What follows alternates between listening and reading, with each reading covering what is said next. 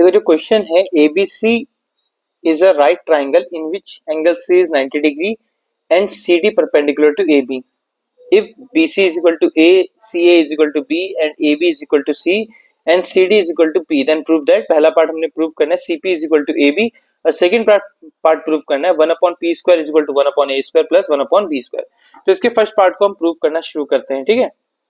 तो first part क्या है इसका?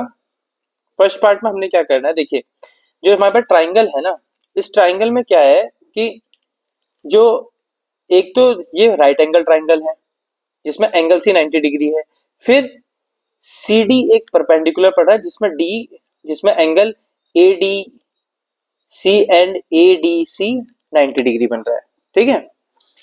तो सबसे पहले हम निकालेंगे एरिया ऑफ ट्राइंगल,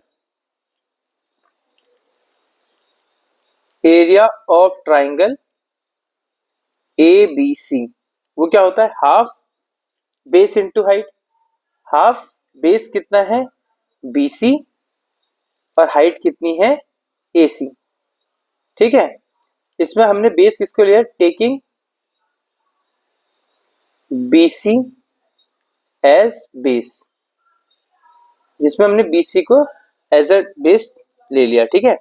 तो ये क्या बन जाएगा? हाफ BC की वैल्यू है A और AC की वैल्यू है B, तो ये बन गया हाफ AB, ठीक है। ये फर्स्ट इक्वेशन आ गई। अब अगेन हम निकालेंगे एरिया ऑफ ट्राइंगल ABC, जिसमें कि अब हम बेस किसको ले लेंगे? AB को हम बेस ले लेंगे, ठीक है। टेकिंग AB एज बेस, ठीक है। अब देखो जो ये वाला है ना, ये AB को हमने बेस ले लिया, ठीक है। अब AB को अगर बेस ले लेंगे तो हाइट क्या हो जाएगी इसके लिए? ये वाली CD हाइट हो जाएगा। तो एरिया ऑफ ट्राइंगल ABC क्या हो जाएगा? हाफ बेस कितना है? AB और हाइट कितनी है? CD, ठीक है। अब इसकी वैल्यू पुट करेंगे तो बन जाएगा हाफ AB कितना हो गया? AB की वैल्यू हमको गिवन है C और CD की वैल्यू गिवन है हमको P, तो ये क्या बन जाएगा? Half CP। ये सेकंड इक्वेशन बन गई। अब दोनों हमारे पास एरिया ऑफ ट्राइंगल ABC हैं, तो दोनों को हम कंपेयर कर सकते हैं, ठीक है। तो अब क्या करेंगे? हम इन दोनों को कंपेयर कर देंगे, इनके फर्स्ट और सेकंड को हम कंपेयर कर देंगे। तो हमारे पास क्या आ जाएगा? Half of AB is equal to half of CP, जिसमें हाफ से हाफ कैंसिल हो जाएगा, तो CP is equal to AB आ गया। ये हमारा पहला पार्ट प्रूव हो गया। अब जो इसका सेकंड पार्ट है, हमने सेकंड पार्ट को प्रूव करना है। सेकंड पार्ट हमारे पास क्या है? जो सेकंड पार्ट है टू प्रूव, वो क्या है हमारे पास? 1/p square is equal to 1 upon A square plus 1 upon B square, ठीक है। अब हम इस वाले को आगे कंटिन्यू करते हैं। इसको प्रूव करने के लिए हम इस वाले पार्ट की हेल्प लेंगे। तो इसमें हम क्या कर रहे हैं? जो CP is equal to AB है, अब क्या करेंगे? जो C है, C के नीचे हम AB को भेज देंगे और यहाँ पे 1 अपॉन P कर देंगे, मतलब क्रॉस मल्टीप्लाई कर दिया हमने, ठीक है। अगर आपको समझ में नहीं आया तो मैं इसको थोड़ा सा समझा देता हूँ। CP upon AB is equal to 1, यहाँ पे AB को डिनोमिनेटर में भेज दिया तो वहां 1 बच गया, और फिर हमने C अपॉन AB को यहीं रखा और P को उसके डिनोमिनेटर में भेज दिया, तो ये बन गया, ठीक है। ऐसा हो गया C upon AB is equal to 1 upon P, ठीक है। अब स्क्वायरिंग बोथ साइड करते हैं इसमें, तो squaring both sides, squaring both side करेंगे तो बन जाएगा 1 अपॉन P का whole square is equal to C upon AB का होल स्क्वायर, तो ये बन जाएगा 1 upon P square is equal to C square upon A square B square, ठीक है।